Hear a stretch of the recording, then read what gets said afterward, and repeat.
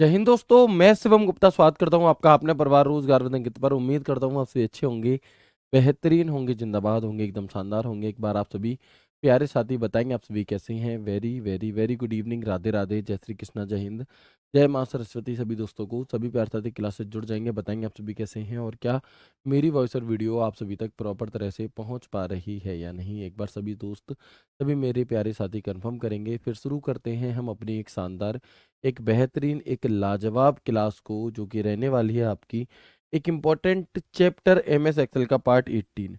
M S excel ही वो topic है, एम एस वर्ड ही वो टॉपिक है जो आपको पूरे में से पूरे नंबर दिलाएंगे। तो यहाँ पर अगर नंबर ऑफ क्लासेस ज़्यादा हो भी रही हैं तो ये खुश होने वाली बात है, ना कि परेशान होने वाली बात। सर कितनी क्लासेस और होंगी? तो लगभग मैं आपको बता दूं कि दो, है ना। लगभग दो क्लासेस आपके और होंगे और इसमें आपका जो एम एस एक्सेल है वो पूरी तरह से समाप्त हो जाएगा। और इसी के साथ एक अच्छे लेवल का एक्सेल आप यहाँ पर कंप्लीट कर चुके होंगे। तो बिल्कुल एक बार सभी दोस्त जल्दी से क्लास से जुड़ जाएंगे। फिर शुरू करते हैं हम अपनी क्लास को। मैं बहुत अच्छा हूँ। आज हमारी मुलाकात होली के बाद सीधे अब हो रही है। कायदे में कल होनी थी, लेकिन कल यूपी पुलिस की प्री मेडिकल था ऑफिस में, आप सभी ने देखा होगा वीडियोस वगैरह के माध्यम से। तो उसमें व्यस्त होने के कारण मैं कल क्लास नहीं ले पाया। लेकिन अब हमारी क्लास आज से यहाँ पर शुरू हो रही है और फिर अब ये रेगुलर आपकी बनी रहेगी, ठीक है। तो बिल्कुल एक बार जल्दी से सभी दोस्त जुड़ जाएंगे, अभी नहीं जुड़ पाए हैं, दिखाना।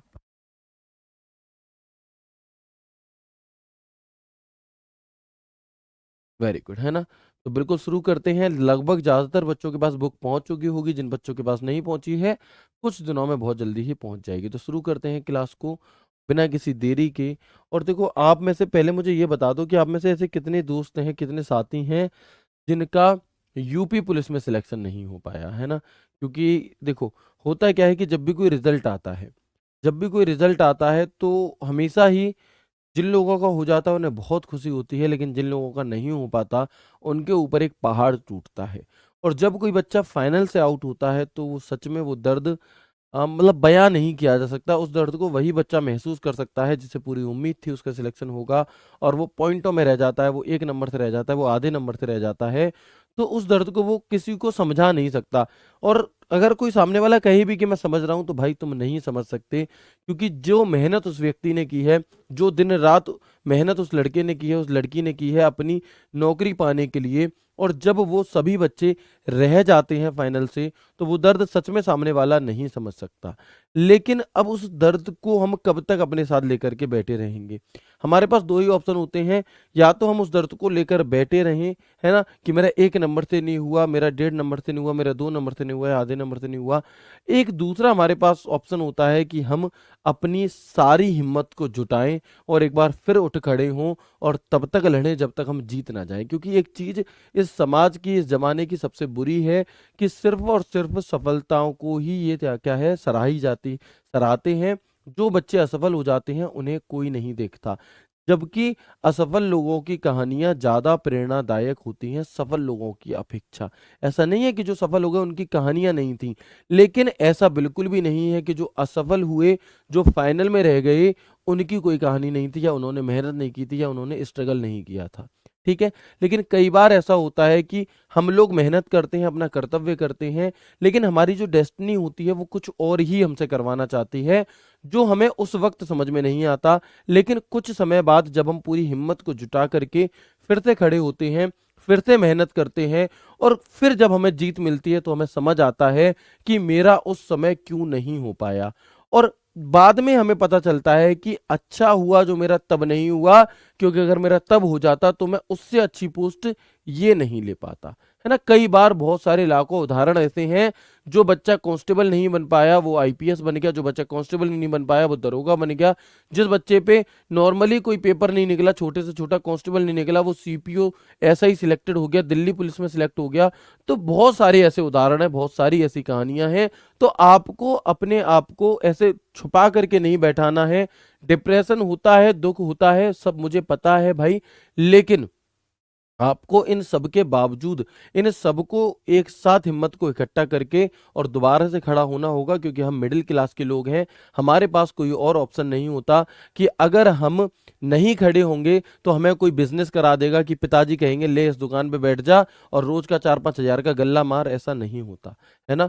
तो प्लीज मेरी आप सभी उन भाइयों से रिक्वेस्ट है, उन बहनों से रिक्वेस्ट है जिनका सिलेक्शन दिल यूपी पुलिस में नहीं हो पाया। एक सेल्फ डाउट इसलिए भी आता है बच्चों को कि सर 60,000 वैकेंसी में नहीं हुआ तो 6,000 में क्या होगा। भाई कई बार ऐसा होता है कि 60,000 में नहीं हुआ और जहां पर 100 वैकेंसी थी वहां पर हो गया, क्योंकि हमें नहीं पता।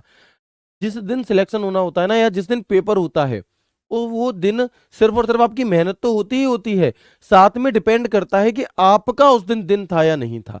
जैसे कि अभी जो लास्ट ओलंपिक हुआ उसमें आपने देखा होगा कि नीरज चोपड़ा एक अच्छा खासा भाला फेंक लेते थे, जबकि अरशद नदीम ने कभी उतना भाला नहीं फेंका।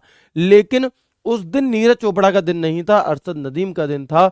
तो उन्होंने नीरज चोपड़ा से भी ज्यादा भाला फेंका, बल्कि अपनी लाइफ का सबसे बेस्ट भाला फेंका और उन्हें गोल्ड मिला।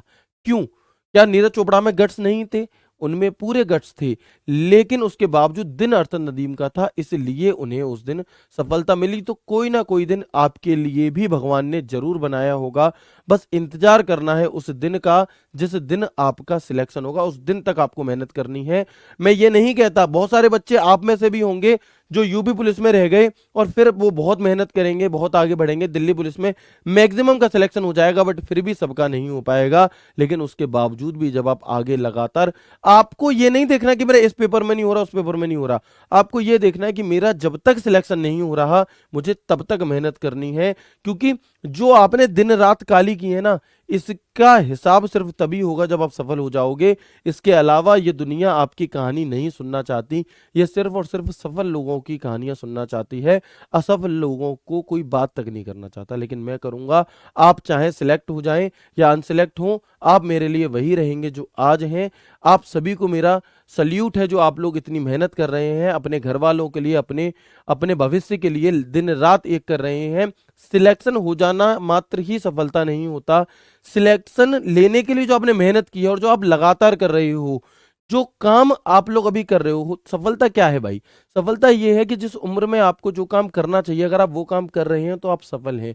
आप ही की उम्र के बाकी लड़के नशा कर रहे हैं, पत्ता, आप जुआ खेल रहे हैं, आप एटलीस्ट वो तो नहीं कर रहे। आप अपने मम्मी पापा को प्राउड फील कराने के लिए लगातार मेहनत कर रहे हो, तो आप अपने आप में सफल हो। थोड़ा लेट मिल जाएगा, सिर्फ सरकारी नौकरी का टैग होना सफलता नहीं होता। तो लगातार मेहनत करिए, जो हुआ नहीं हो पाया कोई बात नहीं है, आगे मेहनत करो और हर हाल में अपने सपने को पूरा करो, दिन रात मेहनत करो। ठीक है, थोड़ा सा ब्रेक ले लो, लेकिन उसके बाद दोबारा से रीस्टार्ट करना ही पड़ेगा और आप करोगे, मुझे आप पर विश्वास है। ठीक है, शुरू करते हैं अब क्लास को हम अपनी। और मैं आपके लिए कुछ लाइंस लेकर के आया हूं कि क्या हार में क्या जीत में किंचित नहीं भयभीत में, क्या हार में क्या जीत में किंचित नहीं भयभीत में, कर्तव्य पथ पर ये जो भी मिला यह भी सही और वह भी सही। सिलेक्शन हो गया तो वो भी सही और नहीं हुआ तो वो भी सही। मैं नहीं रुकूंगा जब तक मुझे सिलेक्शन नहीं मिल जाएगा, जब तक मेरी मेहनत जो मैंने दिन रात की है उसका फल मुझे नहीं मिल जाएगा, तब तक मुझे नहीं रुकना। वरदान नहीं मांगूंगा, हो कुछ भी, पर मैं हार नहीं मानूंगा। ये बात आपको अपने अंदर बिठा लेनी है और दिन रात आपको मेरे भाई मेहनत करनी है, क्योंकि आपने जो दिन रात काली की है, जो मेहनत की है, उसका फल आपको और मेहनत ही दिला सकती है। हार अगर आप मान लोगे तो उससे आपको कोई भी कुछ भी नहीं मिलने वाला। ठीक है मेरे दोस्त, तो शुरू करते हैं क्लास को, है ना। शुरू करते हैं क्लास को और अब हम आ जाते हैं यहाँ पर आपका किस चीज पे, MS एक्सेल पर। अब होता क्या है कि MS एक्सेल में हमने काफी सारी चीजें पढ़ी हैं और लगभग लगभग हम कई सारी चीजों को कवर कर चुके हैं। कौन सी कई सारी चीजें भैया? तो MS एक्सेल की बाकी व्यू वगैरह को हम सभी को कर चुके हैं और हम फॉर्मूला पढ़ रहे थे और लगभग लगभग फॉर्मूलाज भी हमने अपने कवर कर लिए हैं। उसके बाद भी कुछ बहुत सारी चीजें यहाँ पर होती हैं। कैसी होती हैं तो एक बार देखेंगे। एक चीज होती है सेल रेफरेंस, समझेंगे क्या होता है। Types of cell reference in MS excel. MS excel में सेल रेफरेंस कितने प्रकार के होते हैं? तो जनरली MS एक्सेल में जो सेल रेफरेंस है वो 3 प्रकार के होते हैं। कितने प्रकार के? 3 प्रकार की। बात आती है सर सेल रेफरेंस आखिर है क्या, तो मैं भी आपको प्रॉपर तरह से समझाऊंगा, आप परेशान ना हो। देखेंगे तो there are three major types of cell reference in MS excel. MS excel में 3 प्रमुख प्रकार के सेल रेफरेंस होते हैं। एक होता है रिलेटिव सेल रेफरेंस। कौन सा? Relative cell reference. अब बात आती है कि भैया सेल रेफरेंस चीज क्या है ना? चीज क्या है तो आपको समझना होगा कि जैसे मैंने एमएस एक्सेल को ओपन किया मेरे भाई, है ना, मैंने एमएस एक्सेल को यहां पर ओपन किया, ठीक है। अब होगा क्या कि जब मैं किसी एक सेल में कोई फॉर्मूला लिख दूं, मैं किसी एक सेल में किसी फॉर्मूला को अगर लिख दूं और जिस सेल में फॉर्मूला लिखा है उसे कॉपी करके मैं किसी और सेल में अगर पेस्ट कर दूं, तो जहां पर हमने पेस्ट किया है वहां पर क्या हो जाएगा? वहां पर जाकर फॉर्मूला चेंज हो जाएगा। हो जाता है या नहीं हो जाता, बताओ मुझे। ये चीज मैं आपको पहले भी पढ़ा चुका हूं, बता चुका हूं। कैसे? तो देखेंगे एक बार। मैंने सेल B2 में एक फॉर्मूला लिखा is equal to C4 plus D6, ठीक है। मैंने सेल B2 में एक फॉर्मूला लिखा is equal to C4 plus D6। अब जब अब मैंने जहां पर ये फॉर्मूला लिखा है उस सेल को कॉपी करके मैंने किसी और सेल में पेस्ट करा D4 में, ठीक है। अब इसके फॉर्मूला बार में यहां पर हमें क्या दिखाई दे रहा है? तो भाई हमने तो यहां पर कुछ और लिखा था, लेकिन यहां पर आकर के ये चेंज हो गया। तो जो ये एक फॉर्मूला कहीं और लिखा था और वहां से उसे कॉपी करके किसी दूसरी जगह पे हमने पेस्ट कर दिया और वहां पर जाकर के वो सेल चेंज हो गई अपने आप। इसे हम रिलेटिव सेल रेफरेंस कहते हैं। रिलेटिव यानी कि आप ऐसे समझो, देखो, जैसे ये है C4 और D6 हमने यहां पर लिखा, तो यहां से C4 कितना आगे है? तो आप कहेंगे एक कॉलम और 2 रो आगे है, ठीक है। इसके अलावा D6 कितना आगे है यहां से? तो उसी के अकॉर्डिंग ये इसे चेंज कर देता है अपने आप। ये होता है रिलेटिव सेल रेफरेंस, ठीक है। तो यह डिफॉल्ट प्रकार का सेल रेफरेंस होता है, यानी कि जब भी आप एमएस एक्सेल को ओपन करते हो तो अपने आप क्या होगा? आपका रिलेटिव सेल रेफरेंस होगा। यानी कि आप अगर नॉर्मली इजिकल टू A1 वगैरह करके फॉर्मूला लिखोगे और उसे कहीं कॉपी पेस्ट करोगे तो वो रिलेटिव सेल रेफरेंस होता है। बाय डिफॉल्ट यही होता है। कैसे? जब फॉर्मूला को किसी अन्य सेल में कॉपी किया जाता है तो वह अपने आप बदल जाता है। ये मतलब है रिलेटिव सेल रेफरेंस का। जिस हिसाब से वहां पर लिखा गया था उसी हिसाब से यहां पर ले लेगा, ठीक है। इसके अलावा आप देखेंगे उदाहरण क्या है कि अगर मैंने किसी सेल में is equal to A1 plus B1 लिखा था और अगर मैं इसे अगली पंक्ति में कॉपी कर दूंगा तो वहां पर A2 प्लस B2 बन जाएगा। क्या बन जाएगा? A2 प्लस B2 बन जाएगा, ठीक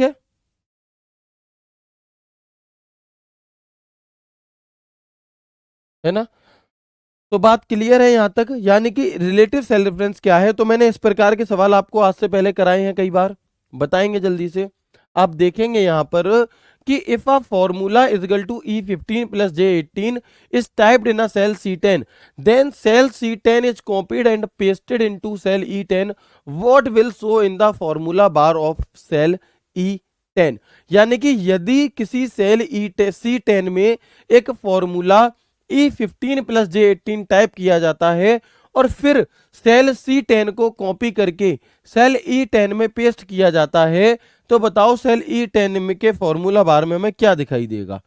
बताएंगे? तो ऐसे सवाल मैंने आपको पहले करवाए हैं, एक बार सॉल्व करके बता दो मुझे। देखो, C10 में हमने क्या फॉर्मूला लिखा है? Is equal to E15 plus J18, यही बात है जी? बिल्कुल यही बात है, ठीक है। अब इस C10 को हम कहां कॉपी कर रहे हैं? C10 को हम E10 में कॉपी कर रहे हैं, ठीक है। अब यहां पर क्या बन जाएगा? तो देखो C से हो रहा है E, C से क्या हो रहा है? तो हम कहेंगे C से हो रहा है E यानी +2, तो E से हो जाएगा आपका G यानी +2। 10 से हो रहा है 15 यानी +5, 10 से हो जाएगा 15 यानी +5, ठीक है। C से हो रहा है J यानी +7, E से हो जाएगा L यानी +7। 10 से हो रहा है 18 यानी +8, ये भी 10 से 18, तो यहां पर आएगा G15 प्लस L18। क्या आएगा? G15 plus L18। आशीष यादव, हेमलता, इन बच्चों का आंसर बिल्कुल सही है, G15 प्लस L18, ठीक है। G15 plus L18। ठीक है जी, बात समझ में आई? ये वाला मैं ऐसे पहले करा चुका हूं आपको। अच्छा, तो ये तो हो गया रिलेटिव सेल रेफरेंस कि आपने एक जगह फॉर्मूला लिखा और अगर उस फॉर्मूले को आपने कहीं और पेस्ट कर दिया तो उसके अकॉर्डिंग चेंज हो जाएगा, बदल जाएगा। ठीक है, लेकिन अगला एक सेल रेफरेंस होता है एब्सोल्यूट सेल रेफरेंस। कौन सा? Absolute cell reference. और एब्सोल्यूट सेल रेफरेंस क्या काम करता है कि ये फिक्स करने का काम करता है उस सेल को। यानी कि अगर आपने किसी में एब्सोल्यूट सेल रेफरेंस लगाया तो फिर अगर आप उसे कहीं कॉपी करोगे या पेस्ट करोगे तो क्या होगा? तो आपका वो चेंज नहीं होगा। कैसे? तो आप देखेंगे कि यह रेफरेंस हमेशा स्थिर रहता है। यानी कि चाहे फॉर्मूला कहीं भी कॉपी कर दो आप, this reference is always fixed no matter where our format is copied. इसे दर्शाने के लिए कॉलम और रो के पहले डॉलर का साइन का प्रयोग किया जाता है। यानी कि अगर हम किसी सेल को एब्सोल्यूट सेल रेफरेंस बनाना चाहते हैं तो उसके आगे हमें डॉलर लगाना होगा, रो के आगे भी और कॉलम के आगे भी। कैसे? तो देखेंगे हम। To represent this dollar is used before the column and row. उदाहरण क्या है जी? तो इजिकल टू डॉलर ए $1, यानी कि रो के कॉलम के आगे भी, रो के आगे भी, कॉलम के आगे भी, रो के आगे भी। अगर हमने इस फॉर्मूले को कहीं और पेस्ट करा तो ये ऐसा ही रहेगा, चेंज नहीं होगा। कैसे? देखो, ये सवाल और ये सवाल बिल्कुल सेम है, बस अंतर किस चीज का है कि यहां डॉलर लगा दिया। अब इस सवाल को पढ़ो। अब इस सवाल को एक बार पढ़ेंगे हम यहां पर कि यदि किसी सेल C10 में एक फॉर्मूला ये लिखा जाता है $E15। अब डॉलर लगाए दोनों के आगे, मतलब ये एब्सोल्यूट हो गया। एब्सोल्यूट का मतलब ये फिक्स हो गया वहीं की वहीं। $J18 टाइप किया जाता है, फिर सेल C10 को कॉपी करके E10 में पेस्ट किया जाता है। तो E10 में क्या दिखाई देगा? अब हम आंखें बंद करके कह देंगे कि भैया जो लिखा है ना वही दिखाई देगा। अच्छा, ऐसा क्यों हो रहा है? क्योंकि ये एब्सोल्यूट सेल रेफरेंस है, यानी कि इसके इस सेल एड्रेस में क्या हो रहा है, आपका डॉलर लगा हुआ है। और डॉलर क्या कर देता है? उसे फिक्स कर देता है। यानी कि इसमें कोई बदलाव नहीं होगा, इसमें कोई भी बदलाव नहीं होगा। जैसा $E लिखा है वैसा का वैसा ही रहेगा। तो बात समझ में आ गई? हाँ बिल्कुल, है ना? तो समझ में आ गई, ये वैसा का वैसा ही आपका रहेगा। ठीक है, इसमें कुछ भी बदलाव हमें नहीं करना। इसके अलावा एब्सोल्यूट सेल रेफरेंस को देख लो कि किसी सेल की एब्सोल्यूट एड्रेस लिखने के लिए हम क्या करते हैं? कॉलम व रो से पहले डॉलर का चिन्ह लगा देते हैं। To write the absolute address of a column a sign is placed before the cell row, before the cell row। कैसे? तो एब्सोल्यूट सेल रेफरेंस का प्रयोग तब किया जाता है जब आप सेल रेफरेंस को विशिष्ट सेल पर फिक्स करना चाहते हैं, वो वहीं पर रहे। जिसमें कि A1 को अगर फिक्स करना है तो $A$1 लिखना होगा, B10 को एब्सोल्यूट बनाना है तो $B$10 लिखना होगा। बात क्लियर हो गई? एक बार मुझे सभी दोस्त बता देंगे कि जो भी बातें मैंने आपको बताई, इतनी बात आपको समझ में आ गई? हालांकि मैंने आज कुछ नया नहीं बताया, ये चीजें मैं आपको पहले भी बता चुका हूं, बट एक बार प्रॉपर तरीके से मैं आपके लिए लेकर आया हूं। तो बात समझ में आ गई? बिल्कुल, बताएंगे एक बार जल्दी से मुझे सभी दोस्त। फर्स्ट वाला समझ नहीं आया, फर्स्ट वाले को आपको पुरानी क्लास देखनी पड़ेगी, मैंने उनमें बहुत अच्छे से समझाया है। ठीक है, चलो,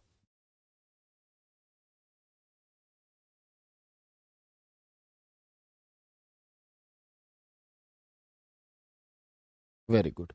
आगे बढ़ते हैं इसके बाद। अब इसके बाद एक अगला नाम है मिक्स्ड सेल रेफरेंस। अब मिक्स्ड सेल रेफरेंस का मतलब क्या है? तो कुछ बदलने वाला हो और कुछ ना बदलने वाला हो।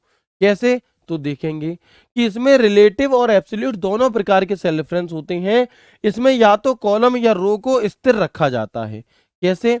जैसे देखो, $A, यानी कि यहां पर हमारा कॉलम फिक्स हो गया, रो बदली जाएगी। और यहां पर $1 के आगे आ रहा है, यानी कि कॉलम फिक्स हो, कॉलम बदला जाएगा और रो हमारी फिक्स हो गई।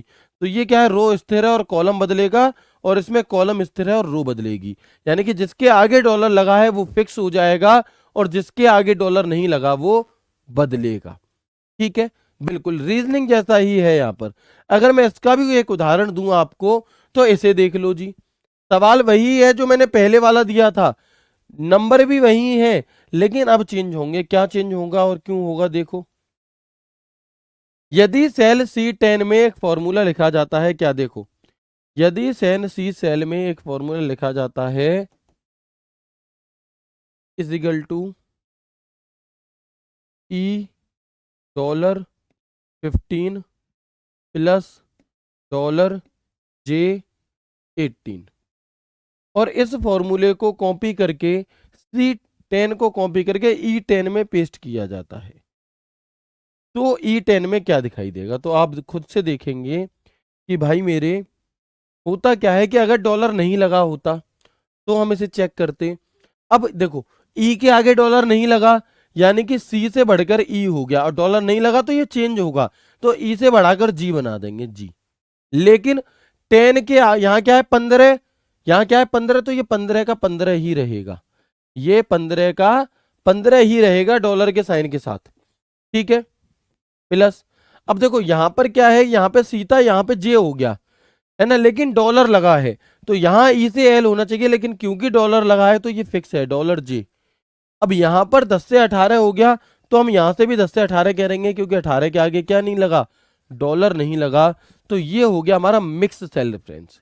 कौन सा हो गया, बिल्कुल अमित का आंसर सही है, बहुत बढ़िया, लोकेश का आंसर सही है, आशीष का आंसर सही है, वेरी गुड, यानी कि खुशी का आंसर सही है। मतलब मैं ये कह सकता हूं कि आप लोगों को तीनों ही सेल रेफरेंस समझ में आ गए। एक है सीधा सीधा, जिसमें आपने नॉर्मली लिखा, कोई डॉलर नहीं लगाया, उसे कॉपी करके कहीं और पेस्ट करा तो वो चेंज हो जाएगा।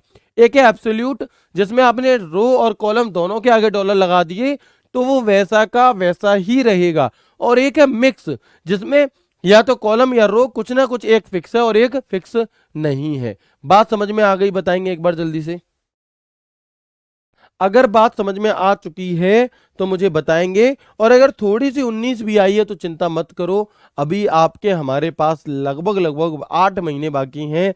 जब ये क्लासेस आपकी खत्म हो जाएंगे, सिलेबस खत्म हो जाएगा, उसके कुछ दिन बाद हम आपको YouTube पर प्रैक्टिस कराएंगे, और इस प्रकार की रोज इस प्रकार के सवाल मैं आपको कराया करूंगा, और हर प्रकार के कठिन से कठिन सवाल को करा के मैं इन चीजों को एकदम क्लियर कर दूंगा, ठीक है। बताएंगे एक बार जल्दी से, यहां तक बातें सही हैं, आप सभी को क्लियर हो गई। अब देखो इसी प्रकार से कुछ सवाल बनाए जाते हैं, ये बिल्कुल सरल है ना, अगर आप इसे कठिन ना माने तो ये बिल्कुल सरल है, सच में ये सरल है। लेकिन अभी आप यहां पर देखेंगे कि यहां से कुछ क्वेश्चन बनते हैं इस प्रकार के, और इन क्वेश्चन को हर बच्चा नहीं कर सकता, इन्हें वही बच्चा करेगा जो ध्यान से पढ़ेगा। तो देखेंगे, बिल्कुल, एक भाई कह रहे हैं सर एल होगा, भाई मेरे प्रभु दोस्त देवता, यहां पर क्या है भाई कि देखो यहां जे के आगे डॉलर लगा है, और जहां डॉलर लगा होता है उसे बदला नहीं जाता, उसे बदला नहीं जाता, उसे वैसा का वैसा रखा जाएगा। अब ये 10 से 18 क्यों हो रहा है, क्योंकि यहां 10 से 18 हुआ था, ठीक है, यहां पे क्या हुआ था 10 से 18 हुआ था। अगर मैं यहां पर मान लो E10 की बजाय, अगर मैं यहां पर E10 की बजाय E9 लिख दूं तो यहां पर E17 हो जाता, ठीक है। तो यहां पर एल इसलिए नहीं आएगा क्योंकि डॉलर लगा है, ठीक है भैया, चलो, है ना। आगे बढ़ते हैं, इसके बाद देखेंगे। अब देखो ऐसे कुछ सवाल पूछे जाते हैं, सवाल को ध्यान से पढ़ो, कहना क्या चाह रहा है। अभी तक तो हम बस कॉपी पेस्ट वाली बातचीत बता रहे थे, लेकिन अब आप देखेंगे यहां पर हम देखेंगे डॉलर भी आएगा वहां पर पेस्ट होकर के, अगर लगाया है तो आएगा। देखो एमएस एक्सेल सीट में सेल A1 में आपने 5 लिख दिया, A2 में आपने 6 लिख दिया, और A3 में एक फॉर्मूला लगा दिया is equal to A1 plus A2, ठीक है। और फिर इस A1 को कॉपी करके आपने क्या किया, सेल B3 में ड्रैगिंग से कॉपी किया, और फिर सेल B3 में प्रदर्शित परिणाम आउटपुट इसमें कौन सा होगा, ये आपसे पूछा है।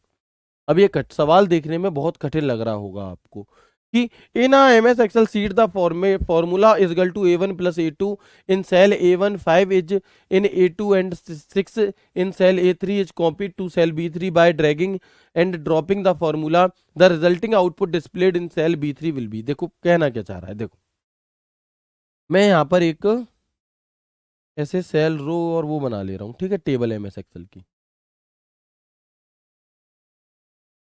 कुछ ही हो, ठीक है। माना मैंने ये ए कॉलम है, ये बी है, ये सी है, ये डी है, ये ई है, ये 1 है, ये 2 है, ये 3 है, ये 4 है, ये 5 है। अब हमने देखा कि सेल A1 में 5 लिखा है, सेल A2 में 6 लिखा है, यही बात है। और सेल A3 में हमने फॉर्मूला लगाया is equal to A1 plus A2। तो जब हम यहाँ पर ये फॉर्मूला लगाएंगे तो उसका रिजल्ट 11 आएगा, इसका रिजल्ट 11 आएगा। लेकिन सवाल ये नहीं है मेरे भाई, सवाल ये नहीं है, सवाल क्या है वो समझना। अब क्या हुआ कि यहां पर जो ये फॉर्मूला लगाया था ना, इस फॉर्मूले को कॉपी करके और कहां पर B3 में पेस्ट कर दिया गया, B3 यहां पर पेस्ट कर दिया गया। तो अब बताओ कि B3 में हमें क्या दिखाई देगा, B3 में क्या दिखाई देगा? प्लीज सर बताने की कृपा करें कि क्या घर पर भी पढ़कर सिलेक्शन हो सकता है? मैं आपसे कहूंगा कि घर पर ही पढ़कर सिलेक्शन हो सकता है। अब इसमें वो बच्चे निराश ना हो जो बच्चे लाइब्रेरी से तैयारी करते हैं। मैं इस चीज के बिल्कुल भी खिलाफ नहीं कह रहा कि लाइब्रेरी से सिलेक्शन नहीं होते, लेकिन ये अवधारणा बिल्कुल गलत है कि जो बच्चे लाइब्रेरी जाते हैं सिर्फ वो पढ़ते ही पढ़ते हैं। बहुत सारे पढ़ते हैं, जो जिम्मेदार हैं, जो अच्छे बच्चे हैं वो पढ़ते हैं, बट बहुत सारे बच्चे जो लाइब्रेरी जाते हैं वो नहीं पढ़ते। वो वीडियो गेम देखते हैं, वो मूवी देखते हैं, वो अगल बगल वालियों के चक्कर में जाते हैं, ठीक है, या वालों के चक्कर में जाते हैं। वो बहुत से बच्चे चाय पीने उनका पूरा दिन ऊपर नीचे आने जाने में लग रहा है, वो पढ़ ही नहीं रहे। घर पे रहकर भी सिलेक्शन लिया जाता है। तो अगर आप नहीं जा पा रहे लाइब्रेरी तो निराश ना हो भाई, सिलेक्शन घर पे रह के। अब हमें क्या लगता है हमारे पास लैपटॉप नहीं है, हमारी पढ़ाई नहीं हो रही। भाई जिसके पास लैपटॉप है उसकी भी नहीं हो रही। तो आपको अपने संसाधनों पर बहुत ज्यादा परेशान नहीं होना कि मैं लाइब्रेरी नहीं जा पा रहा इसलिए सिलेक्शन नहीं हो पा रहा, मैं घर पे बैठ के पढ़ रहा हूँ। नहीं भाई, आप पर ही डिपेंड करता है कि आप कैसे पढ़ रहे हो। आप देखोगे कि अगर 100% बच्चे हैं तो 60% बच्चे घर से पढ़ रहे हैं, 40% बच्चे ही लाइब्रेरी जा रहे हैं। और लाइब्रेरी जाने वाले सारे सिलेक्ट हो रहे हैं ऐसा भी नहीं है, ठीक है। तो इस चीज को आप बिल्कुल ही परेशान मत हो, है ना। अब क्या होता है देखो, अब यहां पे नंबर दे दिया। नॉर्मली ये सवाल क्या है, नॉर्मली ये सवाल है कि सेल A3 में एक फॉर्मूला लिखा गया है equal to A1 plus B2 और इस सॉरी A2, और इस फॉर्मूले को कॉपी करके सेल B3 में पेस्ट कर दिया गया। तो बताओ ये फॉर्मूला यहां पर क्या बन जाएगा। अब ये फॉर्मूला यहां पर क्या बन जाता बताएंगे आप? तो आप कहेंगे A से A रहा, B का B रहेगा, 3 से 1 हो गया, यहाँ भी 3 से 1 हो जाएगा, यहाँ पे A का A रहा, यहाँ B का B रहेगा, यहाँ 3 से 2 हो गया, ये भी 3 से 2 हो जाएगा। यानी कि अगर हमें ये नहीं देता, अगर हमें ये नहीं देता तो क्या होगा आपका? तो भाई ये ऐसे वाला सवाल होता तो इक्वल टू B1 B2। अब अगर इस यहां से कॉपी करके यहां पेस्ट किया गया है, मतलब इस वाली सेल में ये फॉर्मूला लगाया गया है, और जब सेल खाली होती है तो उसे शून्य माना जाता है। अब इन दोनों को जब जोड़ोगे तो रिजल्ट भी क्या आएगा? 0 आएगा। तो इस सवाल का जो उत्तर है वो 0 है। वो क्या है? वो 0 है। बात समझ में आ गई? ठीक है, बिल्कुल, है ना। देखो जिन बच्चों के घर पे एक ही कमरा है मान लो, है ना, बहुत ज्यादा दिक्कत है, या उनके अगल बगल में कुछ बहुत ज्यादा शोर शराबा होता है, सब्जी वाले बेचने वाले मेरठ वाले बच्चे अगर जुड़े होंगे तो नॉन खटाई खानी है की आवाज आती रहती है उनके पास पूरे दिन, है कि मुझे तो नॉन खटाई खानी है। अगर ऐसा डिस्टरबेंस है तो आप लाइब्रेरी जाएं, अन्यथा अगर नहीं है ऐसी कोई समस्या तो घर से रह करके भी बहुत अच्छी तैयारी की जा सकती है। बहुत सारी बहनें हैं जो शादीशुदा हैं, लाइब्रेरी नहीं जा सकती, बहुत सारे और लड़कियां हैं जिन्हें बहुत दूर लाइब्रेरी है, घर से पढ़ो कोई समस्या नहीं है, ठीक है। अब आपको बात समझ में आ गई, 0 आंसर होगा। 11 क्यों आया? क्योंकि इस सेल में फॉर्मूला लगाता है ये A1 plus A2, A1 A2 को जोड़कर 11 आ गया, इसे कॉपी करके यहां पेस्ट करा। अच्छा, अगर इन सेलों में, अगर इन सेलों में कोई नंबर लिखा होता, जैसे हमें ऊपर नंबर बताया गया ना, इनमें ये लिखा है, इनमें ये लिखा है, अगर ऐसे ही इनमें कोई नंबर लिखा होता फिर इसे कॉपी करके अगर हम यहां पेस्ट कर रहे होते तो इसका आंसर कितना आ जाता? 23 आ जाता। तो इन दोनों को जोड़ना है कुल मिलाकर के। बात समझ में आ गई? बताएंगे जल्दी से। समझ नहीं आया दोबारा बता दो, मैं बता देता हूँ, कोई बात नहीं, ठीक है। ऊपर दिखाना, ऊपर ऊपर दिखाओ, हाँ, है ना। जैसे कबाड़े वाले आ जाते हैं, लोहा लंगड़ कबाड़ा बेच लो ऐसे करके, बस, ठीक है, नीचे कर दो। तो ये बात आपको समझ में आ गई? 11 12 क्या हो गए? 23 हो गई। तो ये होता है रिलेटिव सेल रेफरेंस। यहां पर हमने किस चीज का यूज किया? यहां पर हमने रिलेटिव सेल रेफरेंस का यूज किया, ठीक है। चलो, अब अगला सवाल कुछ इसी प्रकार का है। क्या कह रहा है देखो ध्यान से, तो हम देखेंगे कि मान लें कि आप सेल A10 में 12 और B10 में 7 इनपुट करते हैं। क्या करते हैं?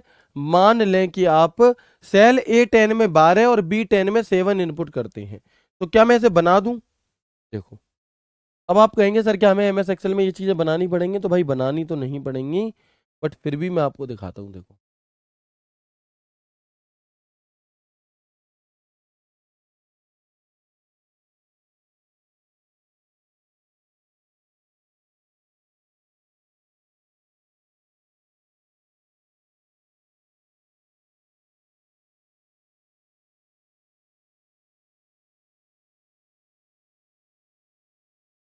छः, 7, 8,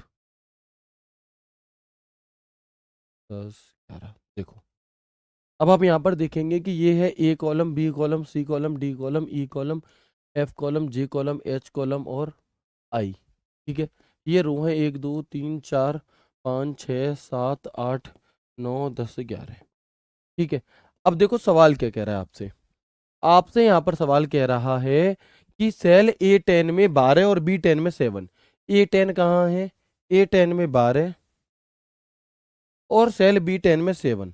B10 में 7 इनपुट किया जाता है। ठीक है जी, चलो। इसके बाद सेल C10 में एक फॉर्मूला लगाया जाता है is equal to A10 minus B10। यानी कि ये वाली जो सेल है ना, ये वाली, यहाँ पर एक फॉर्मूला लगाया जा रहा है। कौन सा? Equal to A10 minus C10। तो यहाँ पर आंसर क्या आ जाएगा बता दो मुझे। अगर मैं इस वाली सेल में ये फॉर्मूला लिख दूं A10 माइनस C10, तो A10 में से C10 घटाओगे कितना बचेगा? 5 बचेगा। तो क्या इस वाली सेल में हमें 5 दिखाई देने लग जाएगा फॉर्मूला लगाते ही? 5 दिखाई देने लग जाएगा फॉर्मूला लगाते ही। लेकिन अभी आंसर नहीं आया, अभी सवाल चल रहा है आपका। आप देखेंगे इसके बाद दर्ज करते हैं उसमें। अब क्या है देखो, जब आपने ये दर्ज करा तो उस सेल में 5 प्रदर्शित होगा। यही तो 5 ही तो प्रदर्शित हुआ, बिल्कुल। अब यदि हम इस सेल C10 में कंट्रोल C बटन दबाएं और सेल D10 में कंट्रोल V बटन दबाएं, यानी कि यहां पर इस वाली सेल में अगर हम D10 में इसे कॉपी करके इसमें पेस्ट कर दें, ठीक है, तो आप मुझे बताओ कि क्या रिजल्ट आएगा यहां पर। अब बताओ क्या रिजल्ट आएगा, है ना। अब हम क्या देखेंगे, देखो फॉर्मूला क्या था? फॉर्मूला था A1, सॉरी A10 B10। अब क्योंकि इस फॉर्मूले को कॉपी करके आप यहां ले जा रहे हो, तो एक एक बढ़ेगा। यानी कि यहां पर ये फॉर्मूला देखो, जो फॉर्मूला यहां पे क्या था, देखो यहां पे मैं पहले लिख दूं is equal to A10 - B10, A10 - B10।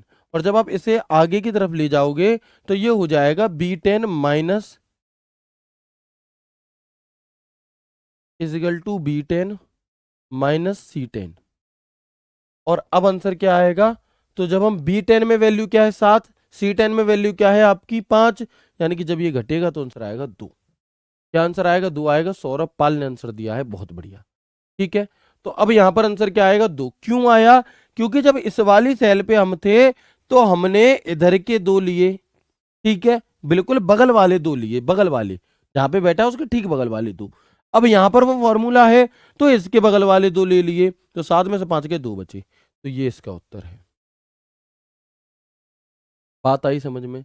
मैं पूरी पूरी कोशिश कर रहा हूँ, बहुत प्यार से समझाने की कोशिश कर रहा हूँ कि कैसे भी करके आपको समझ में आ जाए। बहुत स्लो स्लो पढ़ाने की कोशिश कर रहा हूँ। तो प्लीज़ अगर किसी को थोड़ा 19 भी आया है समझ में, एक बार दोबारा देख लेना। लेकिन ये चीज़ें थोड़ी इंपॉर्टेंट हो सकती हैं अगर एग्जामिनर अब लेवल को अप करेगा तो। कायदे में 10 नंबर लायक आप हो चुके हो तैयार, लेकिन अगर एग्जामिनर लेवल बढ़ाएगा तो वो फिर ये देगा। और ये चीजें थोड़ी सी कठिन जरूर हैं, लेकिन अगर सिलेक्शन पक्का करना है तो पढ़नी पड़ेंगी। ठीक है, मैं पढ़ा भी रहा हूँ, अन्यथा आप देखोगे आपको मिलेंगी नहीं, क्योंकि इतना ज्यादा मूड कोई नहीं मारना चाहता है ना।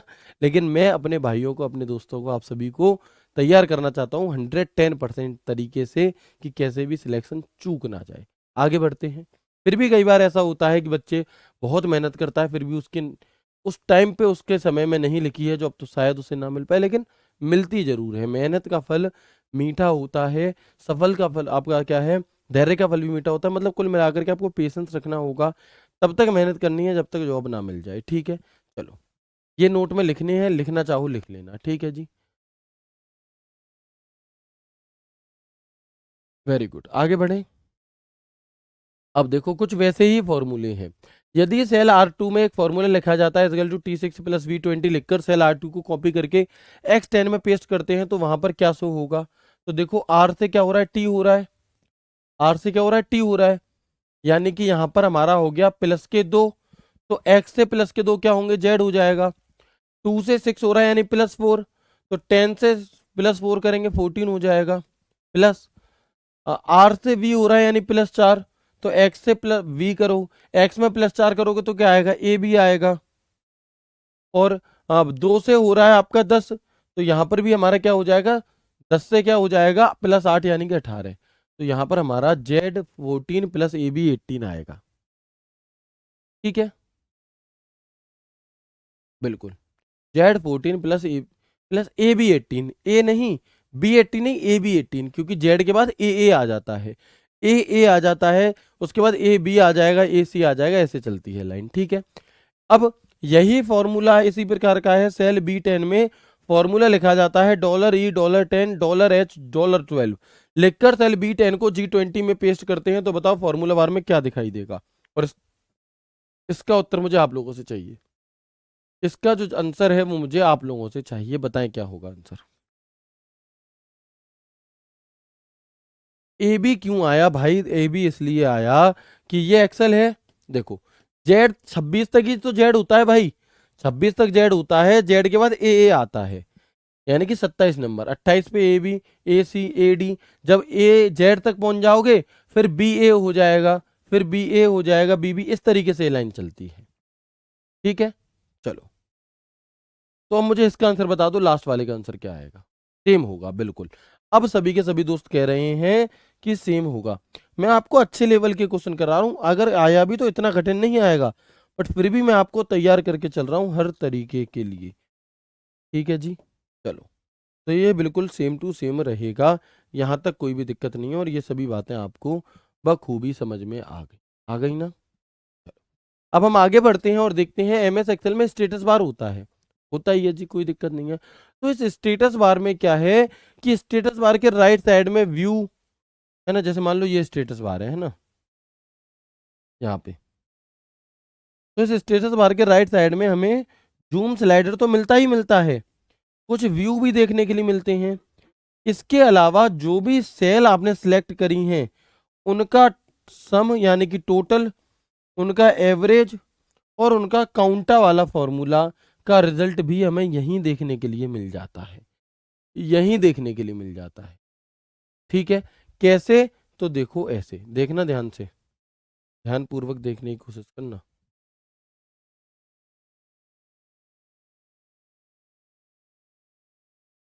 देखेंगे, देखो जैसे मैंने यहां पर लिखा 98675642 ठीक है, तीन चीजें मैंने यहां पर लिखी।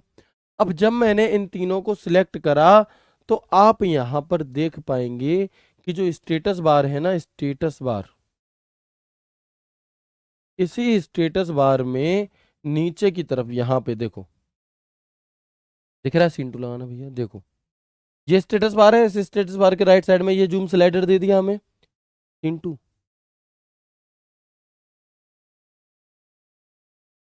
है ना? तो हम देखेंगे यहाँ पे हमें क्या दे दिया, हमें यहाँ पर जूम स्लाइडर दे दिया, जूम स्लाइडर के अंदर हमें व्यू के ऑप्शन दे दिए व्यू बदलने के लिए, और इसके बगल में आप यहाँ पर देखोगे एवरेज, काउंट और सम। एवरेज, काउंट और सम, यानी कि टोटल जो भी आपने तीन सिलेक्ट करे हैं उसका एवरेज कितना है, सम कितना है 4320, एवरेज कितना 1440, कितने हैं टोटल, तीन है, कितने लेटर हैं टोटल, तीन है यहाँ पर। ठीक है जी, तो बात समझ में आ गई, यस और नो करके बताएंगे।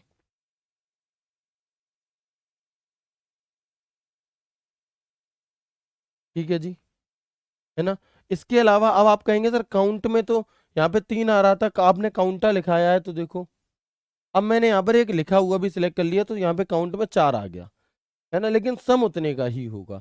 ठीक है, तो यही बात मैंने यहाँ लिख दी है क्या, कि स्टेटस बार वर्कशीट विंडो के निचले स्टेटस बार वर्कशीट विंडो के निचले किनारे का एक नाम है जो एमएस एक्सेल में एक्सेल वर्कशीट के बारे में विभिन्न जानकारी प्रदर्शित करता है, जैसे कि सम, जैसे कि जो आपने सिलेक्ट करा हुआ है उसका एवरेज, और काउंटा मतलब आपने कितने सिलेक्ट करे हैं वो चीज़ें हमें यहाँ पर देता है। तो एक बार मुझे बता देंगे कि यहाँ तक की सभी बातें आपको क्लियर हो गई हैं सर, है ना?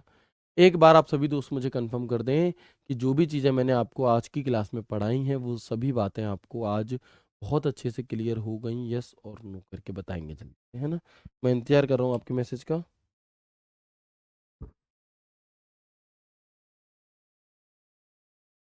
बिल्कुल।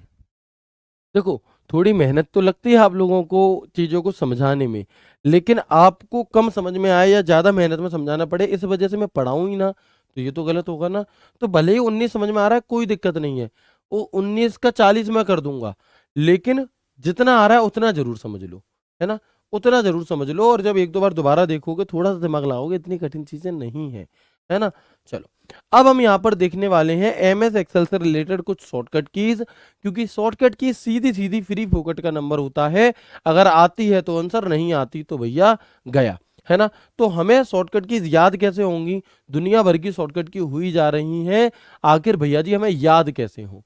तो देखो, शॉर्टकट की को याद करने का सबसे पहला तरीका तो ये है कि आप बार बार पढ़ो। दूसरा तरीका होता है ऑप्शन को एलिमिनेट करो। जब आप बहुत सारा पढ़ लेते हो तो आप ऑप्शन को, आपको पता चल जाता है, पहचान लेते हो कि ये नहीं होगा, ये नहीं होगा, ये नहीं होगा, और जब ये नहीं है तो फिर ये हो जाए। ठीक है? तो अब मैं यहाँ पर आपके सामने कुछ शॉर्टकट कीज के बारे में बात करने वाला हूँ जो एम एस एक्सेल स्पेशल है ना? एम एस एक्सेल स्पेशल है। आगे बढ़ते हैं। बिल्कुल।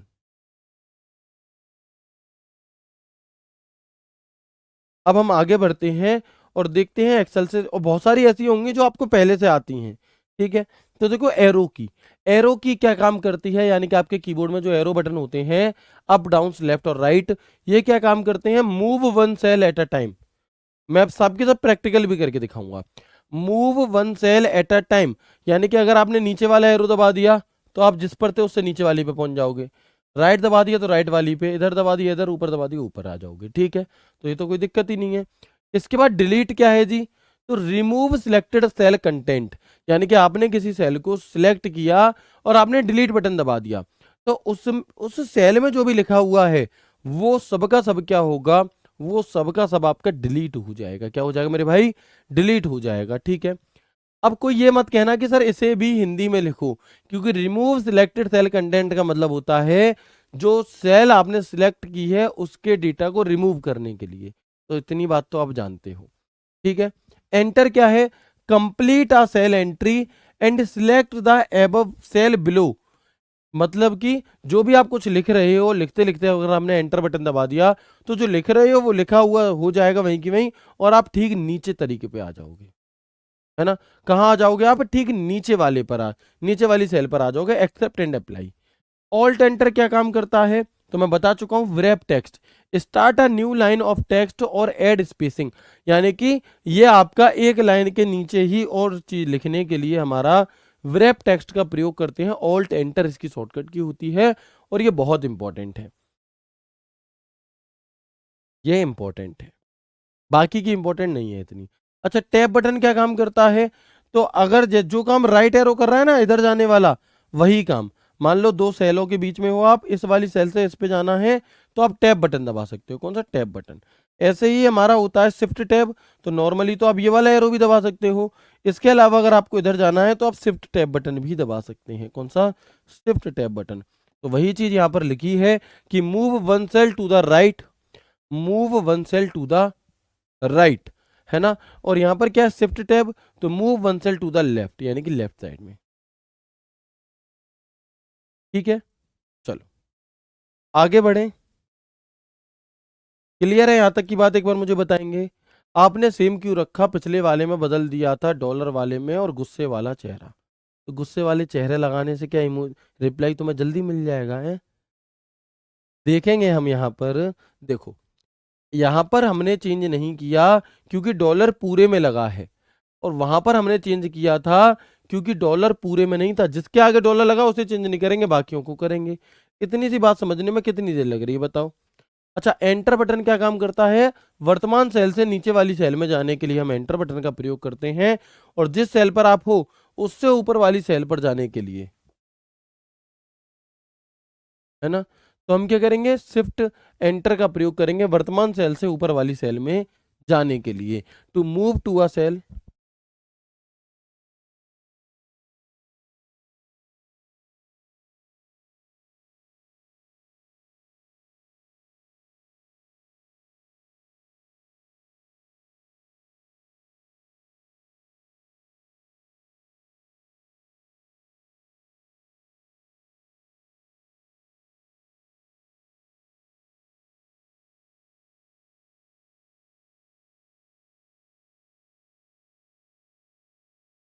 मेरी आवाज़ आप सभी तक आ रही है? क्लास बार बार कट रही है, थोड़ी सी इंटरनेट की प्रॉब्लम है, तो एक बार मुझे बता दूं। हो सकता है कि आपके पास मेरी क्लास बैक हो रही हो, दिक्कत चल रही हो क्लास में। बताएंगे जल्दी।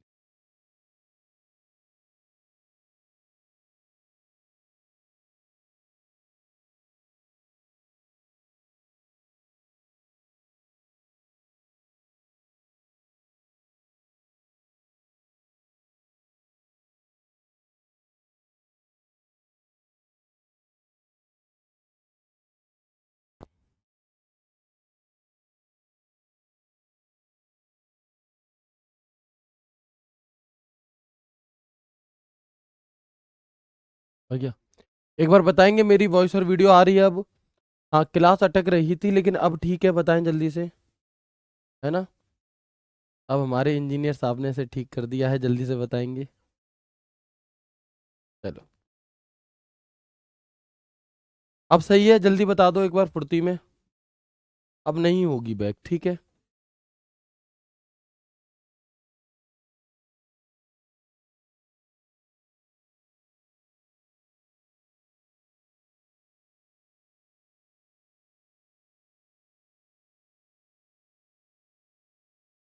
बताओ जल्दी से, पहले कंफर्म करो मुझे, फिर हम आगे बढ़ते हैं। ठीक है, चलो। तो अभी तक मैंने कौन कौन सी शॉर्टकट की बताई? एरो ऊपर नीचे इधर उधर जाने के लिए, डिलीट जो सिलेक्ट करा है उसे डिलीट करने के लिए एंटर बटन से नीचे आ जाओगे, और ऑल्ट एंटर से उसी के अंदर एक के नीचे एक लाइन लिखने के लिए, टैब से राइट साइड जाने के लिए, शिफ्ट टैब से लेफ्ट साइड जाने के लिए। यही काम आप एरो से भी कर सकते हो। इसके अलावा एंटर बटन जिस पर हो उससे नीचे जाने के लिए, शिफ्ट एंटर बटन जिस पर हो उससे ऊपर जाने के लिए, ठीक है। चलो, इसके अलावा जो इम्पोर्टेंट है, मोस्ट मोस्ट इंपॉर्टेंट है, कंट्रोल प्लस स्पेस बार। आज तारीख है आपकी कौन सी? आज तारीख है आपकी 18 मार्च 2025, और इस वीडियो को निकाल के अलग रख लेना। जिस दिन आपका पेपर होगा 2025 में या 26 में, दिल्ली पुलिस वाला, उसमें ये दोनों शॉर्टकट कीज अलग अलग शिफ्टों में आपसे पूछी ही पूछी जाएंगी। इन्हें पूछने से कोई नहीं रोक सकता। अब ये डिपेंड करता है कि वो कौन खुशनसीब है कि ये किसके हिस्से में आती हैं, है ना। वो किसके हिस्से में आती हैं। तो कंट्रोल स्पेस बार शॉर्टकट की किस लिए होती है? कंप्लीट कॉलम को सिलेक्ट करने के लिए। कैसे? तो देखो ऐसे, ये आपका एक कॉलम है, ये वाला पूरा सिलेक्ट करना है, तो हम क्या करेंगे? या तो मैं यहां पर इस सी पे क्लिक कर दूं ऊपर, तो ये पूरा सिलेक्ट हो गया नीचे तक। या फिर हम क्या करें कि हम जिस पर मौजूद है ना कंट्रोल स्पेस बार, तो ये हमारा पूरा का पूरा कॉलम एक ही बार में सिलेक्ट हो गया। बिल्कुल इसी प्रकार से अगर रो सिलेक्ट करनी है 20 नंबर की, तो या तो इस 20 नंबर पे क्लिक कर दूं, या फिर अपना हम शिफ्ट स्पेस बार बटन दबा दें। कौन सा? शिफ्ट के साथ स्पेस बार बटन दबा दें, ठीक है। तो एक बार में पूरी की पूरी रो सिलेक्ट हो जाती है, और ये दोनों की दोनों ही शॉर्टकट की काफ़ी ज़्यादा हमारी इंपॉर्टेंट है। कैसी हैं? बहुत ज़्यादा इंपॉर्टेंट है, ठीक है। तो shift plus space bar for select a complete row, एक बार में पूरी की पूरी कॉलम सिलेक्ट करने के लिए। चलो सर, हिंदी में लिखो भाई, इससे ज़्यादा हिंदी में क्या ही लिखवाओगे, है ना। गुड मॉर्निंग को सुप्रभात लिख के भेजा है तुमने? कभी नहीं लिखा ना, है ना। तो बताएंगे जल्दी से एक बार, बताएंगे जल्दी से एक बार। बहुत बढ़िया, है ना, बहुत अच्छे। एक भाई कह रहे सर पूरा पेपर ही बता दीजिए। भाई बता तो रहा हूँ, पढ़ा रहा हूँ, इस पूरे को पढ़ लो, तुम्हारा पेपर आ जाएगा, क्या ही दिक्कत है ना। अपने ही सब्जेक्ट की तो गारंटी ले सकता हूँ मैं। इस सबको पढ़ करके जाओ और आ जाएंगे तुम्हारे 10 में से 10, जाओ, ठीक है। अब तुमने अंतर्यामी बाबा जी कह के मुझसे ये तो पता कर लिया कि कैसे आएगा पेपर। अब इसकी भेंट भेंट का क्या सिस्टम है, ये मुझसे बात कर लो आगे। चलो, समझ में आता है पर भूल जाता हूँ भाई, रिवीजन की कमी है, रिवीजन करोगे तभी समझ में आए, तभी याद बना रहेगा, ठीक है। चलो आगे बढ़ते हैं। ठीक है, कोई दिक्कत नहीं। एस्केप बटन क्या काम करता है, तो किसी डायलॉग बॉक्स को बंद करने के लिए, डायलॉग बॉक्स जैसे कि मान लो मैंने ये अलाइनमेंट ये खोला, ये डायलॉग बॉक्स है, ठीक है। अब एस्केप बटन दबा दोगे तो ये बंद हो जाएगा, एस्केप बटन दबा दोगे तो क्या हो जाएगा, ये आपका बंद हो जाएगा, ठीक है। इसके अलावा एक शॉर्टकट की होती है Ctrl+1, तो open the format cell dialog box, यानी कि एक्सेल में एक फॉर्मेट सेल डायलॉग बॉक्स होता है, Ctrl+F1 बटन दबाने से ये, Ctrl+1 बटन दबाने से ये खुल जाता है। कैसे? Ctrl+1 बटन दबाने से ये आपका खुल जाता है। देखो, ये फॉर्मेट सेल है ना, और इसके अंदर बहुत सारे अलग अलग आपके ऑप्शंस होते हैं।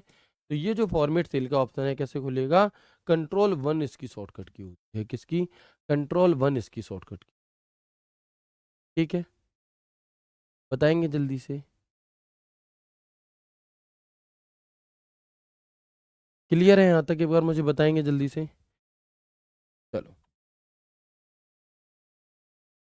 तो एक काम करते हैं, आज की क्लास को यहीं तक रखते हैं, क्योंकि इससे आगे की जो शॉर्टकट कीज हैं उन्हें फिर कल की क्लास में समझना नहीं, आज आप ज़्यादा कंफ्यूज हो जाओगे। आज जो आपने शुरुआत की चीज़ें जो पढ़ी हैं कॉपी पेस्ट करने वाली, वो कठिन नहीं है, बस थोड़ी कंफ्यूजिंग आपको लग सकती हैं, तो कोई बात नहीं। आज की क्लास में हम यहीं तक करते हैं, बाकी शॉर्टकट की मैं एमएस एक्सेल की पढ़ा रहा हूँ, बाद में जब मैं आपको और भी इंटरनेट वगैरह पढ़ा दूंगा, वेब ब्राउजर पढ़ा दूंगा, उसकी शॉर्टकट की पढ़ाऊंगा, फिर एक क्लास में सिर्फ शॉर्टकट की लेकर के आऊंगा, और उस क्लास से 2 नंबर आपके पक्के होंगे। यानी कि जितनी भी शॉर्टकट की एमएस वर्ड की हैं, जितनी भी शॉर्टकट की एमएस एक्सेल की, जितनी भी शॉर्टकट की इंटरनेट गूगल क्रोम की हैं, वो सभी शॉर्टकट की मैं उस एक क्लास में करा रहा हूँ, ठीक है। तो उम्मीद करता हूँ आपको क्लास बेहद अच्छी लगी होगी। मिलते हैं आपसे कल की क्लास में एक नए एक शानदार सेशन एमएस एक्सेल के ही नेक्स्ट पार्ट के साथ। तब तक के लिए राधे राधे, जय श्री कृष्णा, जय हिंद।